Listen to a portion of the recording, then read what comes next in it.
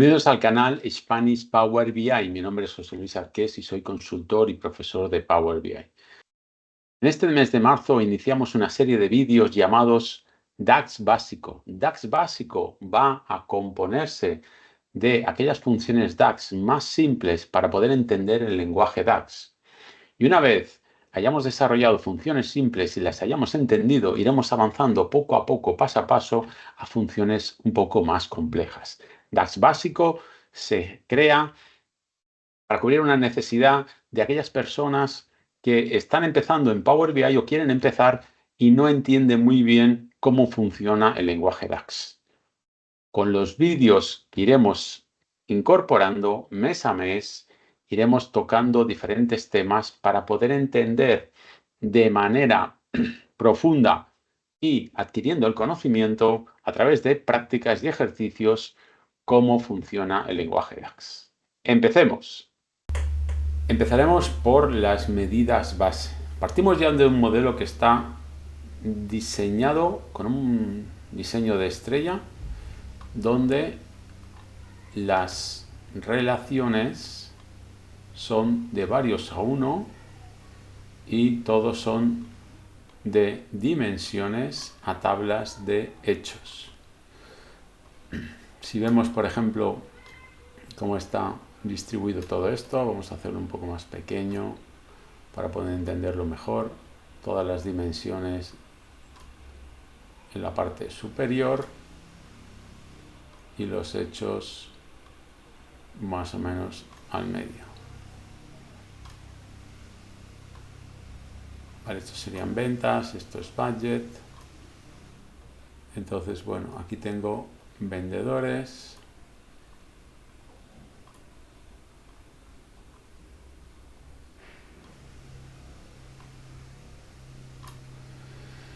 Aquí tengo países.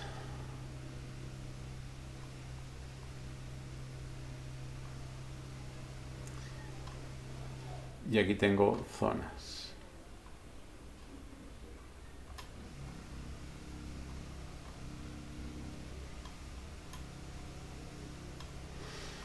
Vale, aquí sería un poco las dimensiones. Entonces tenemos el calendario que también toca pues relacionarlo fecha con fecha. Aquí ya sabéis que la relación varios a 1 quiere decir muchos días, un único día 2 aquí, el 1, muchos días 2 por cada transacción que exista ese día, que se genere ese día, varios a 1, muchos días 2, un único día 2, ¿de acuerdo? El calendario se comporta como un maestro. Relación activa y dirección del filtro cruzado única, es decir, el calendario filtrará la tabla de hechos. Y lo mismo aquí con este, primero visualizo la fecha, pues fecha con fecha y también exactamente igual. Vale, yo tengo ya el modelo de estrella que sería este, ¿no? Las dimensiones filtran los hechos, es lo que tiene más sentido, ¿no? Todos se comportan igual. Aquí el producto, por ejemplo, pues aquí hay el SKU, código del producto, es el SKU, pues el SKU con el código, código con código, varios a 1, un único producto 10, cada vez que aparece el producto 10 que se vende, está aquí en la tabla de hechos, varios, y aquí en el maestro solo hay un único código 10, varios a 1.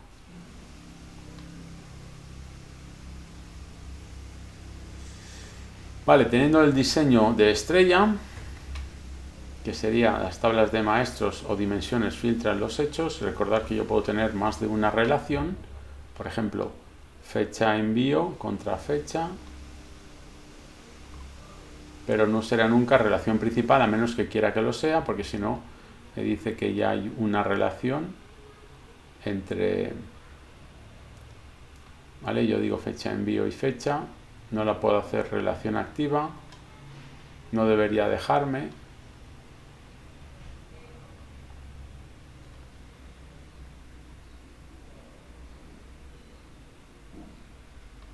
No me la ha creado, entonces fecha envío contra fecha. Yo no debería poder hacer esto. Bueno, lo hace pero no me da el error. El error es que ya existe una relación. Entonces lo único que puedo hacer es relación secundaria. Y ahora sí, fijaros cómo, si hago zoom, es esta relación que es con la línea discontinua porque no es una relación activa. Si yo intento ponerla activa, no me la pone. Antes salió un mensaje que decía no se puede poner la relación activa porque ya hay otra, y es verdad, es esta, la de fecha con calendario. Esto es fecha envío, y con la fecha del pedido, si hago lo mismo, fecha del pedido, si la quiero intentar con fecha, no debería dejarme hacer esto porque al final no lo puedo hacer. Si vuelve otra vez al fecha de envío, contra el calendario, esta de aquí,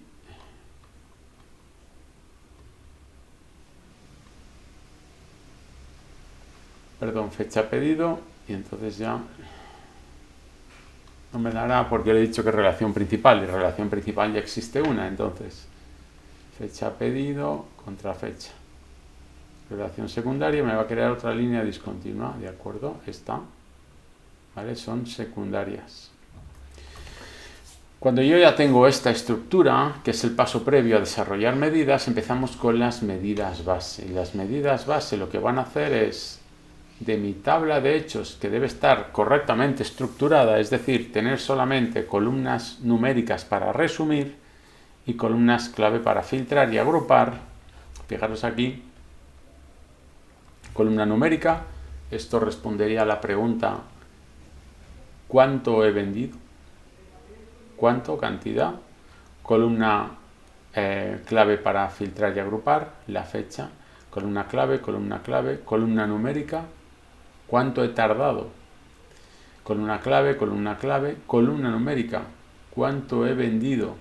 ¿Vale? Y columna clave y columna clave. Es decir, a través de filtrar el país, yo sabré las unidades vendidas, las unidades facturadas. Y a través de filtrar el vendedor, lo mismo. ¿Vale? Si no sabéis cómo generar una tabla de hechos de este tipo, ponedmelo en los comentarios y haremos un vídeo sobre esto. Creo, ya tengo uno que es la tabla de hechos, pero podemos volverlo a revisar. Entonces, ¿qué hace una medida base? Pues sumará todas las unidades de todas las filas, 10.312, todas. Sumará todos los totales de las 10.312 filas, todas. Y sumará todos los plazos de entrega de las 10.312 filas, todas. ¿Por qué todas? ¿Y por qué se llama medida base? Pues porque es la medida que me devuelve el total de todos los datos que tengo cargados. En este caso, tengo 8 años de datos.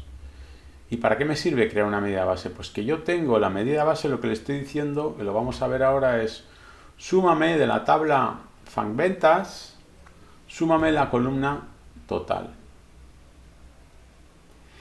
Entonces, esa medida siempre va a hacer lo mismo, se irá a la tabla FANventas y sumará total. Pero como la tabla FANventas se va a ir filtrando por diferentes parámetros de filtro que le vamos a aplicar, pues la medida de ventas lo único que hará será sumar la columna total, tenga las filas que tenga. Si tiene 10.312, como es el origen, pues sumará todo.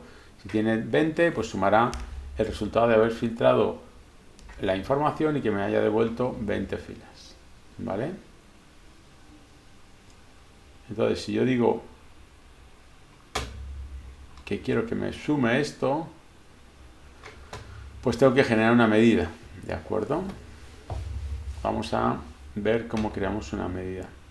Recordar que para gestionar las medidas lo ideal, desde mi punto de vista, es crear una tabla para meter todas las medidas. Vamos a inicio, introducir datos, ¿de acuerdo? Inicio, introducir datos. Simplemente le pongo el nombre de medidas a la tabla, porque yo al final lo que voy a necesitar es una estructura de tabla con una columna, aunque no tenga ninguna fila, que esa estructura me permita almacenar las medidas. Le voy a dar a cargar porque no tengo nada que editar, no me importa el nombre de la columna, solo necesito esa estructura.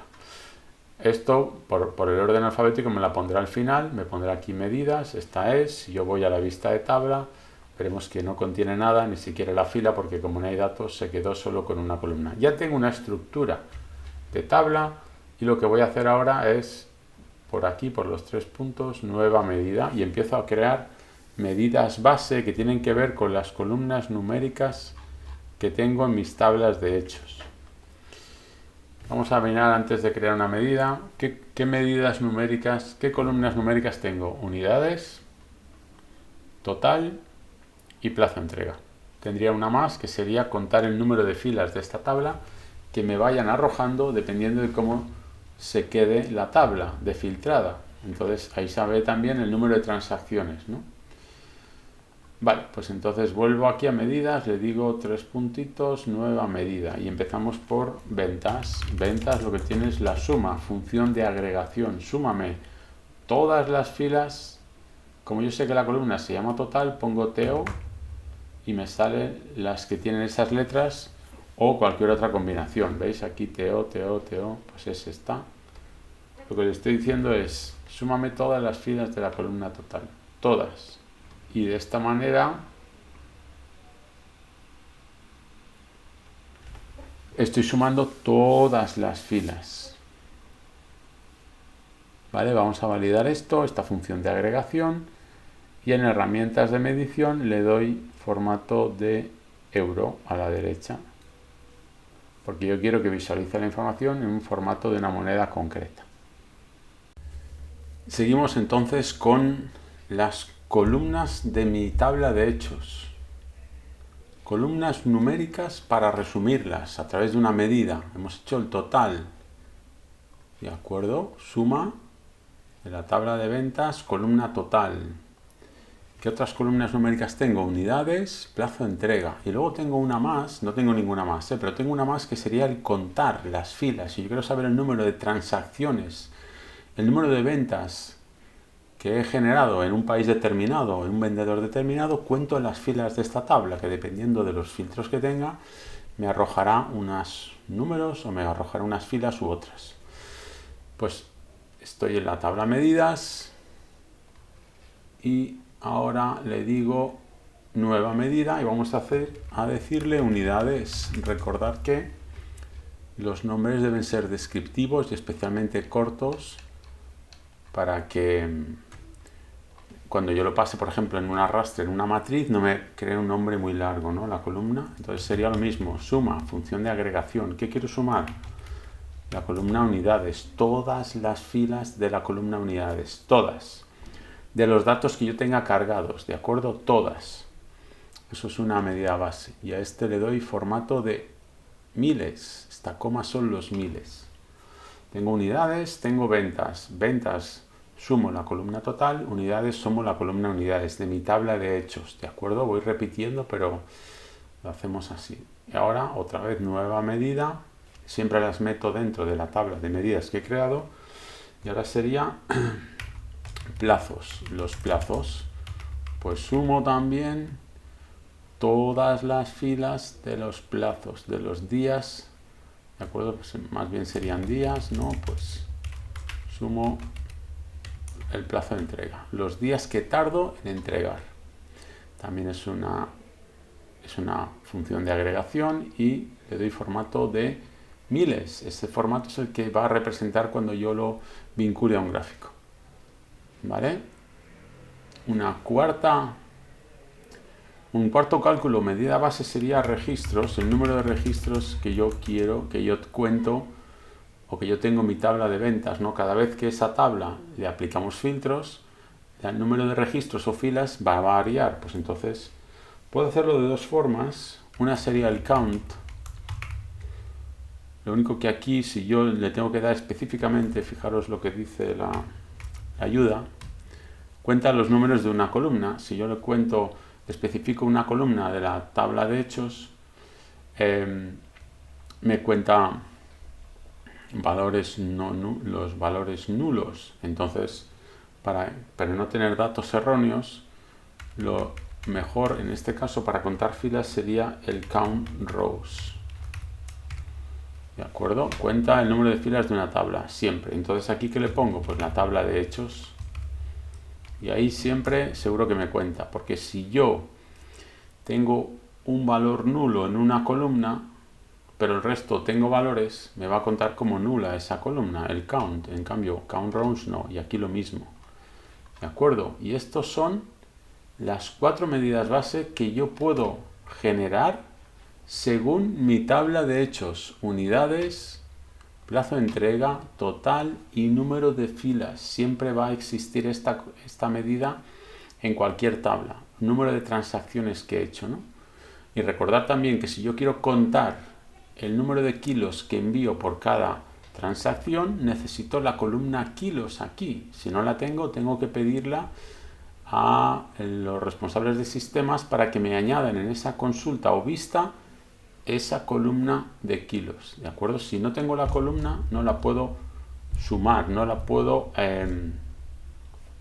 contar, sumar o la operación de agregación que haga, ¿de acuerdo?